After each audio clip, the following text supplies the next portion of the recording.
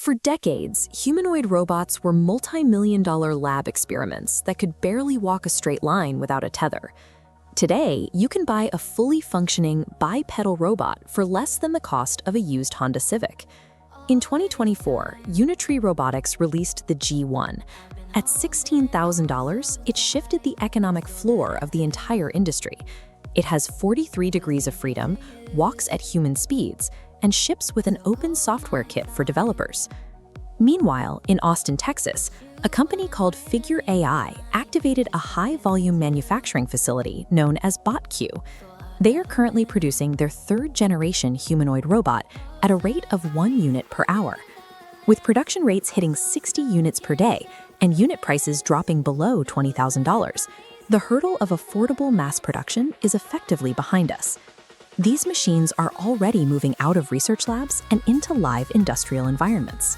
Hyundai is currently deploying Boston Dynamics Atlas robot into its automotive manufacturing plants. Until now, factory automation relied on large, stationary robotic arms bolted to the floor, fenced off from human workers, and programmed for single, repetitive tasks. A walking humanoid can navigate infrastructure that was originally designed for people. This chart compares the ongoing cost of human labor with robotic automation. When amortized over 5 years, a commercial humanoid running a 2-shift operation costs roughly $6.70 an hour. A fully loaded warehouse worker in the US costs between $30 and $45 an hour. The financial return is often reached in under 2 years. Facilities don't even have to buy the hardware outright. Through a model called Robotics as a Service, companies pay a flat monthly subscription.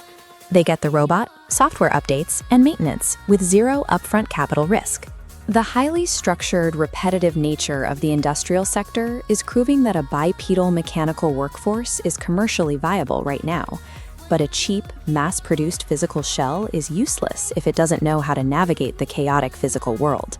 It needs a brain. That brain is a vision, language, action model. It applies internet-scale AI reasoning to physical movement. This allows a robot to look at a messy table, process spoken instructions, and generate the precise joint movements to pick up a plate or fold a shirt. Humanoid bodies now serve as the physical interface for internet-scale AI models. Translating that intelligence into fine motor skills is a massive hurdle. Tasks we do without thinking, like sorting mixed objects or gripping a piece of fabric, require constant, real-time micro-adjustments. To execute the AI's commands, engineers have to pack dozens of tiny actuators into a human-scale robotic hand. Each joint adds another degree of freedom, allowing the machine to mimic the complex mechanics of human fingers. But they aren't perfect yet. Current humanoids have a near 100% success rate picking up simple, rigid items like apples or tennis balls. Hand them a pair of scissors or a spoon, and that success rate plummets to around 30%. Perfecting the robotic hand is the final, most expensive hardware barrier standing in the way of general-purpose utility. So if they work in factories, why aren't they in our homes? A living room is vastly different from a warehouse floor. It is unstructured, unpredictable, and full of obstacles that move daily. Operating in that space demands immense power. The constant micro-adjustments required just to keep a bipedal robot balance will drain a standard battery in about 2 hours.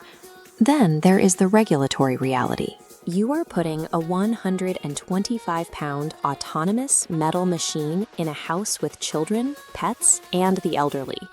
The safety standards required for that proximity are orders of magnitude higher than an industrial cage. Even something as simple as falling down is a major issue.